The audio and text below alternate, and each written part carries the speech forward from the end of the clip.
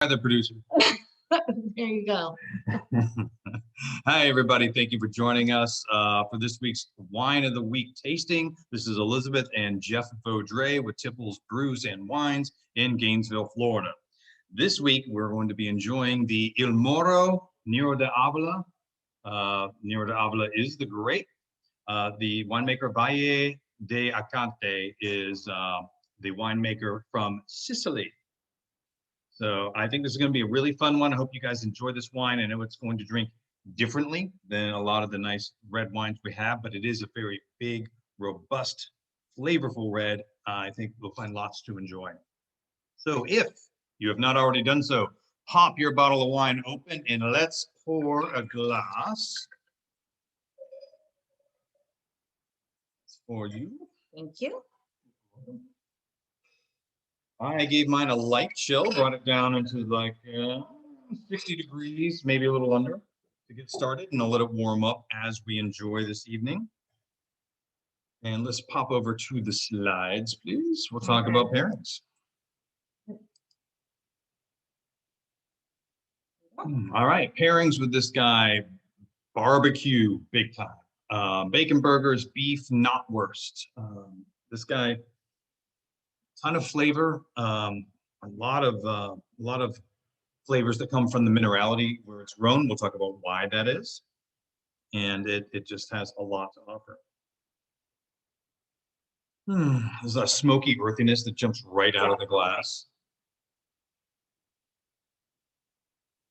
This is from Sicily, where there's a lot of traditional volcanic activity, obviously historic volcanic activity. And that really does contribute to what we get from the grape.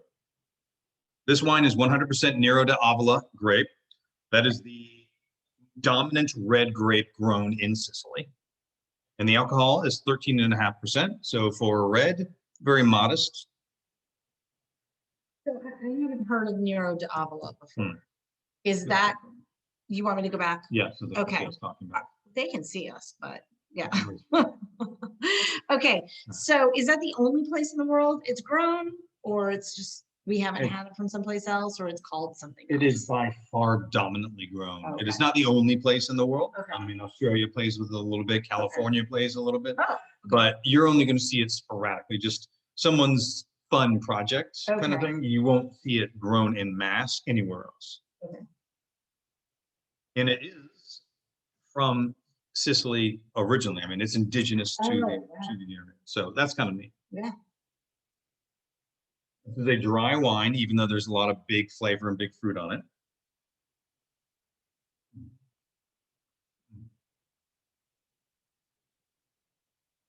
it. Some nice medium tannin grip, but very velvety.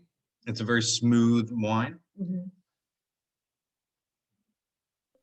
Okay, so the earthiness reminds me of something French, but I can't think of what that would be. Because it's very earthy to me. It is very earthy. Maybe the Southern Rhone? Maybe. Some Syrah qualities, which this does have Syrah qualities. I can see that. Yeah. Which we'll go into, but that's kind of one of the descriptions of the Nero de Avola grape, which we'll cover later on. I'll just throw it out now, but is that it's kind of a cross between the expression is kind of a cross between Cabernet Sauvignon and Syrah. Okay. And so honestly, it's a lot of it's not an uncommon opinion in the wine world to think that for Americans especially, this could become, if people would discover it, a very popular grape. Because it makes total sense. It checks the boxes. And it grows well in California, like the environment's okay. Well, I just mean buying it from the Italians, from the Sicilians, right? Okay. But the thought is that this could be a very popular international grape. People could really seek out Nero de Avola. In which case, you might see more of it from California or Australia coming in. I thought I got a little bit of maybe white pepper, and then my first sip I thought was a little chocolatey. I don't really pick up on that as much now that I started eating, but at first I was like, oh yeah, a little bit of chocolate, or maybe like a chocolate covered dark fruit, something along those lines. But now I'm like, now that I'm actually eating, I'm like, oh, I think it's more like, yeah, like so like white pepper or something like that. Yeah, no, I can totally go. There's a nice herbacity. There's definitely a pepperiness to it. I believe it will become, it's nice and earthy now. It will become more and more smoky because I've had this open. Actually, you have as well. Yeah, I didn't taste the earthiness as much the last time I had it, but it was because it had been open for a while. It has been open, right? So as it opens, it becomes smokier and smokier. Okay. Yeah, I forgot to take ours out from chilling until about like 15 or 20 minutes ago. So it's a little colder than it should be. And I'm already like, I'm so happy. I love it so much. I'm like trying to like slow down drinking it so I can taste it at the right temperature. Well, what's nice about it, Nero de Avola can retain a lot of acidity. In this case, this guy's not acidic. I wouldn't say it's a tart wine, but it's not, the fruit has a ripeness to it without going dried fruit, but it is very dark, dark black cherry, really ripe raspberry, that kind of a thing. Bit of a red plum quality on there. So, but really nice spicy herbiness and certainly a nice earthiness as well, which definitely does come from the soil. So I'm glad everyone has their initial impressions in here and everyone seems to be enjoying it. I thought it would be a people pleaser. By the way, how many out there have had Nero de Avola before? Because I had this one. Right. Yeah, I'm going to say there's not a lot of Nero de Avola out there that is being consumed, even though it is, as we're seeing, a Nero de Avola is a very American palate friendly wine, and one of those that really easy to pair with a lot of the meals that we would have as well. So, and actually, pocketbook friendly as well. It's it's just one of those varietals that comes over at a very pleasing price point. So, all right, let's jump over to see where this awesome wine comes from. So, all right, here we are. I've decided to move the wine growing regions of the world. I thought, well, I always work my way down from biggest to smallest, and then I suddenly finished with the world. So I switched it up. Okay. So we're going to start with the world, and here we are down in Sicily, way down here. So just a little below halfway, though, when it comes to it. And when you talk about the fact that it's in the middle of the Mediterranean Sea, it's certainly going to have the breezes it needs to remain dry enough not to have rot on those vines. So that makes sense to me. There it is. So here we are, our look at the boot, Italy. So we've been drinking a lot from up here in Tuscany. Excuse me, Tuscany's here. In Veneto, we've been drinking a lot from Veneto. We've had some from the Piedmont area. We've had a little from Tuscany, but now we're jumping way down to here in Sicily. So wait, go back a moment. Sure. So hold on, because the people are in front. I don't know if there's a key for this. No, there's not. Okay, so the purple areas, are those the wine growing areas, or is that something? Okay. Yes. Good question, and the answer is yes. So here we have it, a little different version, something a little easier to see.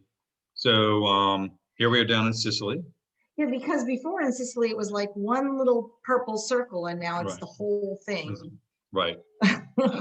And they grow really throughout here. This is Vesuvius up here. Okay. And they grow here. This is a very large growing region where we are tonight. So near end, they're showing the grapes that you're expected to find, and Nero de Avola, that's our guy down there. Within Sicily, so here we have Vittoria. This is the region that we're drinking from within Sicily. And like I was saying, here we have some of the other growing regions, but this guy's kind of an important area for them. Certainly for production, not just quality, but volume. It is very volcanic, so their volume production, it's a significant choice between do you want volume or quality. Oh, okay. So here's a look at Sicily. I mean, look at that rugged, amazing place. So this is fog rolling down? Or? Yeah. Though fogs, like ocean fogs, not really so much a thing like we're talking with California or New Zealand. Okay. The Mediterranean is much warmer than the Pacific as it's hitting those areas. So not really a factor here. Okay. Sicily works because it has a lot of sun, it has a lot of warmth, which could be too much warmth, but it's not humid. Ah. So because of the sea breezes and it has a low rainfall, it remains arid, which you can tell looks like the California mountains there, which are arid. And we're dealing with a soil composition, which is volcanic soil with clay and a lot of pebbles. Red clay. Well, a combination, some brown, yellow. Okay. What we're drinking tonight is dominantly volcanic with small clay pebbles. These are the 7 different soils, by the way, from the Via della Conte winery. They actually grow a different grape varietal in each of the 7 different really cool soils they have. So these are all volcanic soils, but all slightly different. Yeah. And tonight, what we're drinking from, they call it their black soil, is this guy right here. And the black comes from the minerality from the volcanic side, and then you're going to have that clay and a bit of chalkiness because of the ocean, the ocean minerality that would be in the area. All of it all low. the different colors. Say it again. Yeah, different colors are coming from the different minerals in the concentration of the ash. That's right. Different minerals and different percentages of, like you say, you have this guy that's mostly clay. And then you have, this one's more of the seabed rock combined with some of that. And now we have ours as a combination of the darkest minerality. That darkness does not come from nutrition. Like that is not a dark, rich clay. Right. No, that is just a minerality from an ash in there. Whereas this is a low nutrient soil, which we've heard time and time again is important for winemaking. You got to keep those grapes struggling so they think they're going to die, so they will make the best possible grapes they can. It drains, and you can see all of this looks really dry. It drains very quickly. The island has low rainfall anyway and lower humidity, so it kind of creates a great environment there for them to grow grapes. It is, here we go. And this is a picture of the black soil. I mean, it looks really It looks black. Yeah. And it does, because you look at it from afar though, and you're thinking, oh, black, rich potting soil kind of thing. That's the thing. You look at it and you think, how are you growing grapevines in that soil? But I'm sure you get closer to it and it's just, it's just dry. Yeah, it is fooled you. If you try to plant something, your house plants in there, they will die. So, let's see here. So Sicily has Nero d'Avola has been in Sicily for about 2,500 years, but Sicily has been making wine since 4000 BC. Yeah, isn't that crazy? So it's the largest island in all of the Mediterranean Sea. And we're talking about, it's hugely volcanic, warm, sunny, and a little bit of rain. So, but they've proven that they've been making wine there since 4000 BC. years. Yeah. Jeez. And then they cultivated this specific grape, one we're drinking tonight, the Nero d'Avola, about 2,500 years ago. Yeah. So Nero d'Avola is named for the city of Avola, which is down there in the southern portion of Sicily. And let's see here, qualities reminiscent of Cabernet Sauvignon and Syrah as a blend, which we talked about a little bit before. I agree that that's an excellent description, when you have it as a point of reference. The pepperiness, the smokiness would be like Syrah. The color could be like either one of them. And I'm, for us, as it's been open more, now I'm getting much more of the smokiness than the earthiness. Yeah, and that's that volcanic expression coming out because of the ash. It gets that nice smoky style to it, which I fell in love with right away. I thought, this is just, I want this at a barbecue. I don't care whether it's burgers or steaks. You can pair it well with this wine. It's fantastic.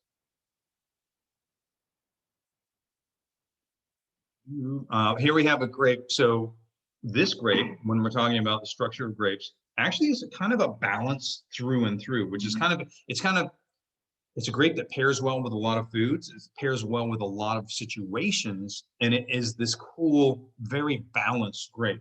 Where we talked about Tannat is a good example. Tannat had that very highly tannic, robust, kind of grippy, almost aggressive behavior because it had such thick skin and all of it was there. And they have to be careful because if the Tannat grape doesn't have a lot of acidity to balance that out. This grape is balanced through and through. We're talking about, it's got a really nice amount of acidity, but then it also has this really robust skin. Now the expression of what we're drinking, if you're drinking Nero de Avola, will run a significant trend from velvety to aggressively tannic, depending on where it's grown and what the winemaker does to work with the wine itself. So that is probably the biggest variable you can get in this wine. It's always going to have really nice, rich, fruit flavors. It gets kind of smoky and peppery. That comes through, but it can go from not very tannic, and this is one of the more gentle ones, to a significant grip that will make you try to work your palate for some extra saliva because it'll knock it down. That difference would come from a combination of elevation, how much wind it's getting. So higher elevation and more wind thickens the skin, makes it even tougher.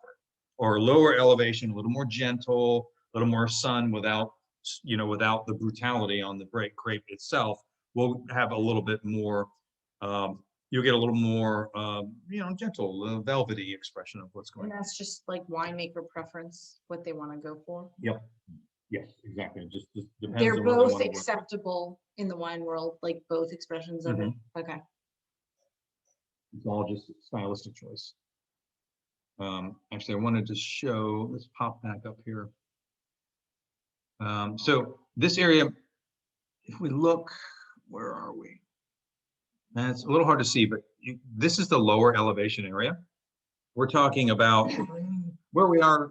These guys are from only about 360 feet above sea level, rather than up in the mountains. So that is part of what we're here seeing, tasting in the expression, where we have a more velvety, kind of welcoming wine. And it's one of those where, yes, you can drink this without food. Even better with food. So Valle della Conte, located in Vittoria, within Sicily, within that southern region, one of the more sloping toward the ocean areas, organic and sustainably grown grapes. And the vines for this are about 20 years old, which is right at that time where they've got character and high productivity. I think that helps also to keep the price point, in a reasonable area. The winery was founded in the late 1800s by Giuseppe Giacomo, and it is now being run by the 6th generation, great granddaughter, Gaetana Giacomo. That's impressive, because to keep something in a family that long without a family rift, yes, and tearing it apart and selling it. Yeah. So Gaetana Giacomo is now the 6th generation great granddaughter running the show, and I think she's making some great wines. So here we have some pictures from the outside. So we have another woman again. Another woman-owned Women's winery. History Month. So there you go. Excellent. I did on purpose. I know. Very much planned, right? Do you want to stay here or stop the share a moment? No, let's stay here for a second. We'll Okay. go ahead on down. I've got a few more things to cover. Here's another shot from outside the winery, and there's dogs, so that's important. We all know if they don't have dogs, I'm not drinking their wine. Right? It's not going to happen. Oh, here she is.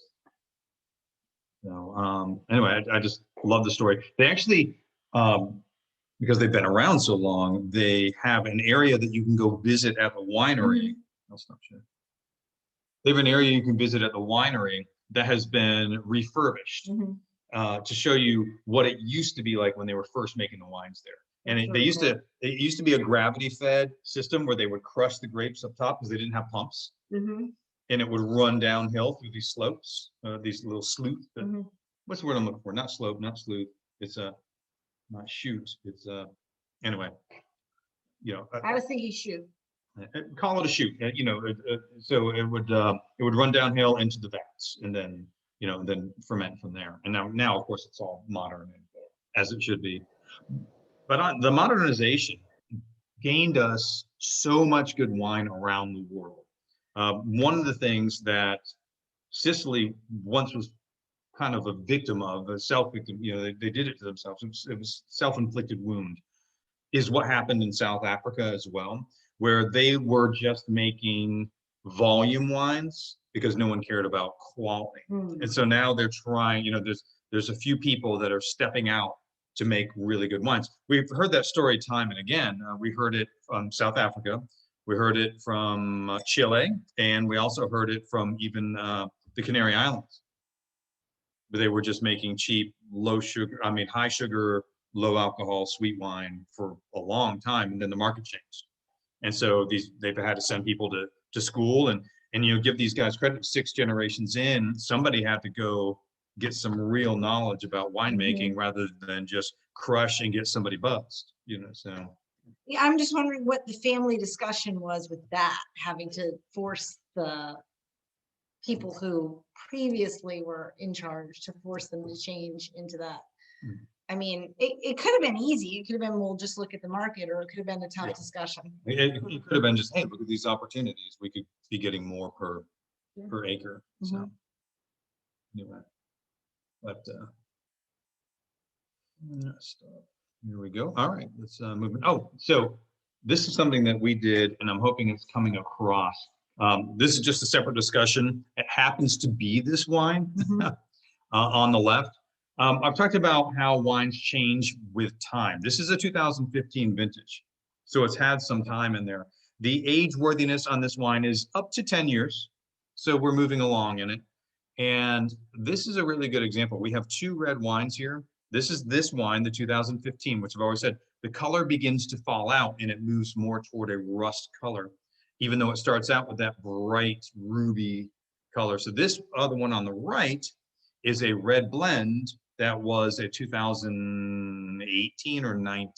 It was, it was just really getting into it. It was much younger, and it has that more vibrant color. Neither one is better or worse. They just simply are effects of age on wine, and I like to kind of cover that a little bit as we go forward.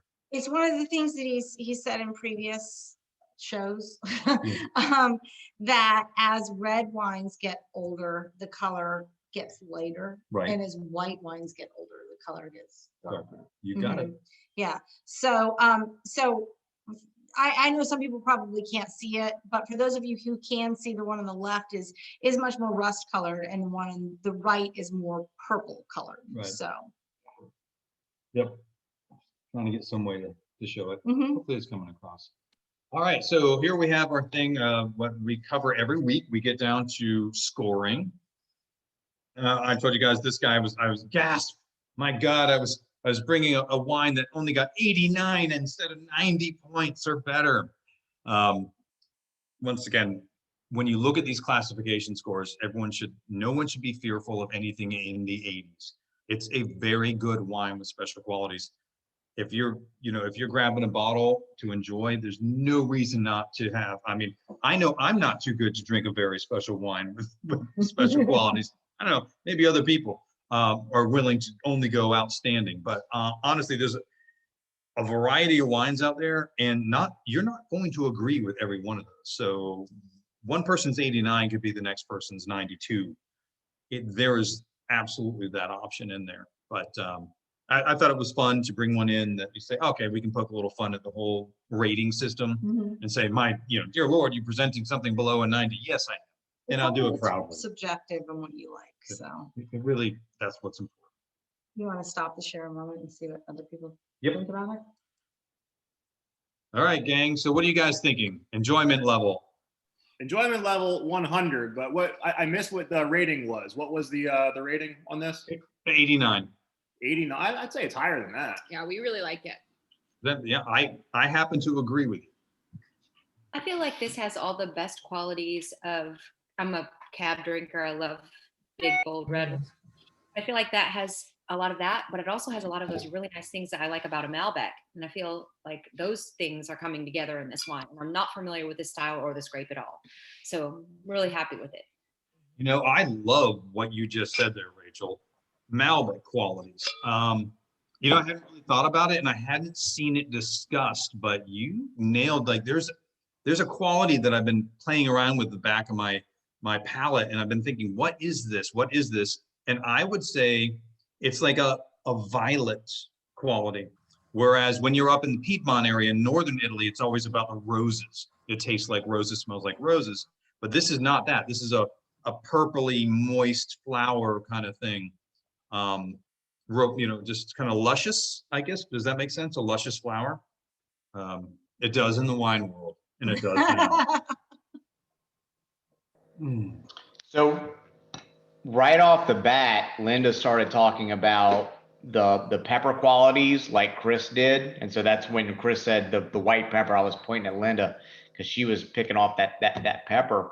And my comment to her when I first started tasting it was, at first, and this has changed since it's warmed up, I guess, it seemed like the taste was very sharp.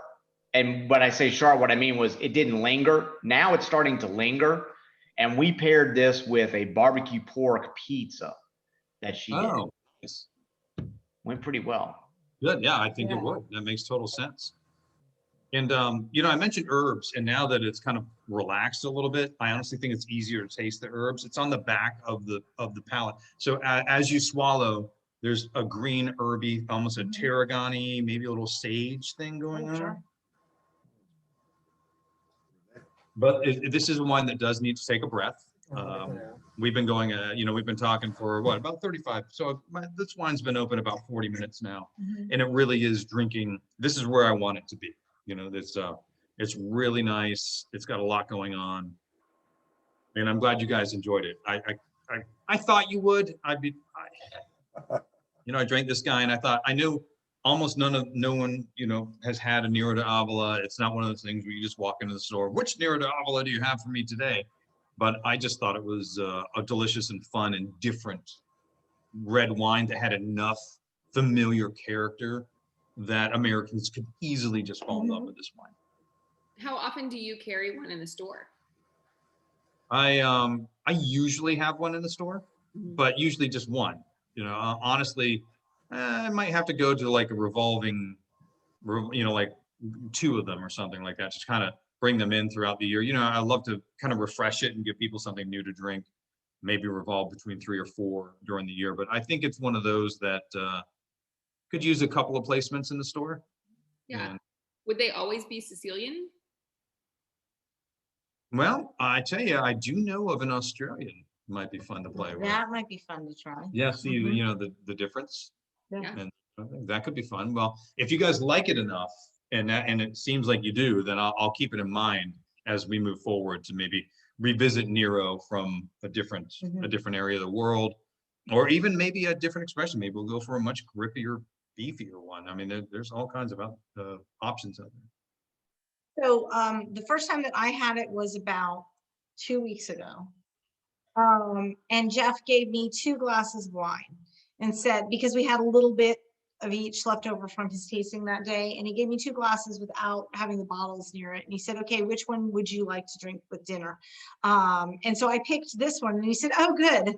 That's our wine the week after next. So I was a little worried because I'd already placed the order to bring in the cases. And I thought, okay, here we go. This is to be the taste test. Yeah, well, I mean, but my liking it doesn't. You chose wisely because you agreed with me.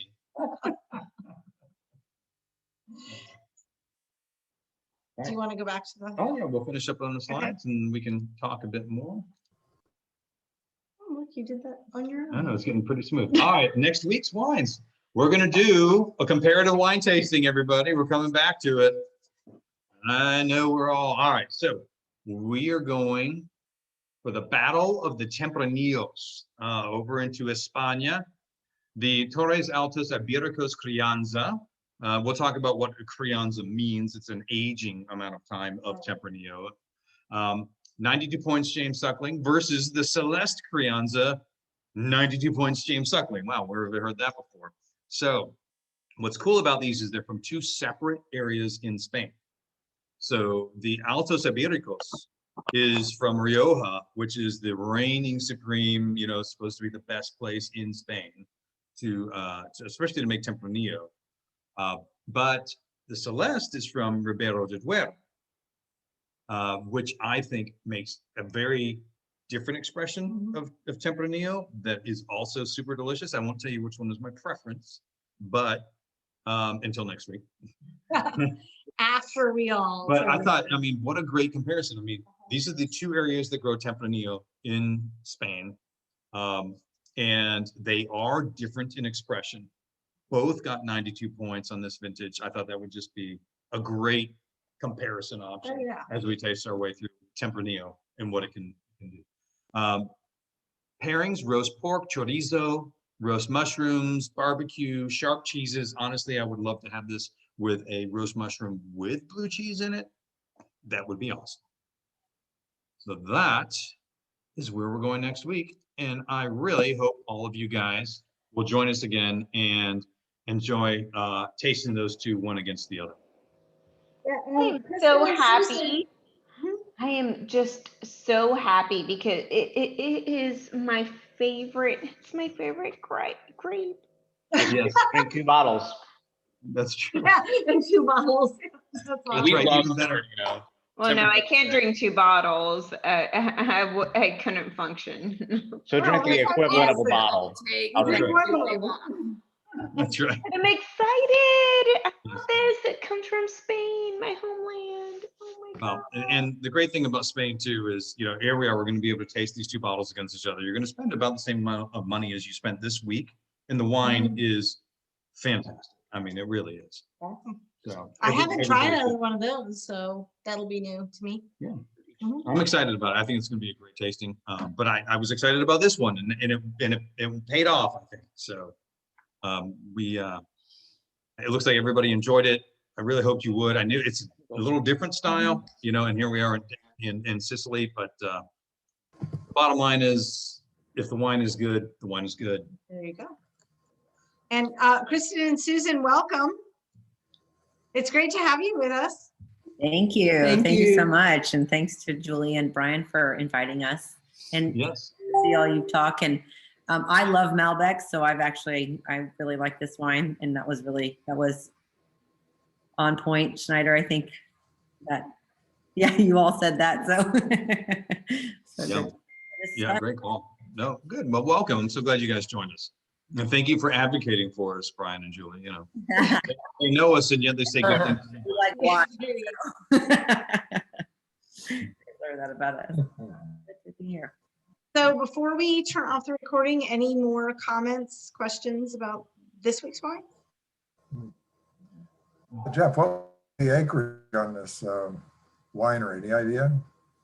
How big was it? I didn't come across that. Like you say, with the 7 different terroir options to them, I didn't see anywhere in what they were saying for how large it is.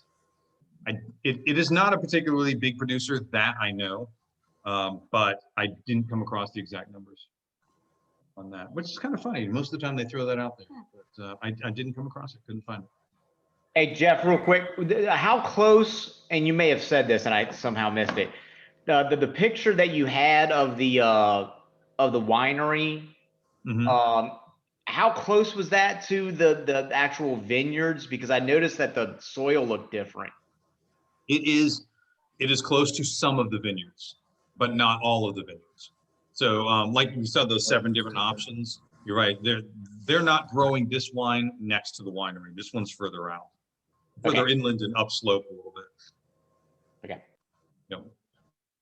One thing I noticed, like as it warms up, it's getting like a buttery smoothness to it. Is that like particular to this grape, or is that just is anybody else tasting that? It's like a butteriness kind of towards the end. Yeah. I think it's just the to me, my explanation, what I'm thinking you're experiencing there. I would put it as as it opens and relaxes, the tannins are just smoothing out. Their hard edges are relaxing and it's just becoming that much more smooth. Where are you I gonna I don't get much jammy on the bouquet as it opens up. Mm-mm. I don't either. Yeah. Becoming smoky and herby by the minute. Yeah. This guy's got character. It's got a really nice. It does. It changes. It's a lot of juiciness on the palate, but the nose is very much herbs and minerality, with some of the fruit. So the fact that it's changing so much still, does that mean that it could be aged? I mean, because it's 2015, it's already been 6 years. Right. So You're in the drink zone with this guy. Okay. They're all going to change as they open up. okay. But it can go another few years, fine. I mean, it's not on the edge of what you can Okay. experience it and enjoy it. Mhm. Up to 10 years. This is not a 20-year ager, Okay. but up to 10. And I would say this guy's just about in its prime. It's ready to go. Il Moro, by the way, did I say means the dark? Oh no. Yes. I thought about that right before we went on, and I was like, wait a minute, what does Il Moro mean? I didn't even say that. It was the dark. So. Yeah, I was kind of wondering about the password, if Moro meant something different in a different language. Oh, right. Yeah, right. Yeah. No, I was just using the phonetic sounding.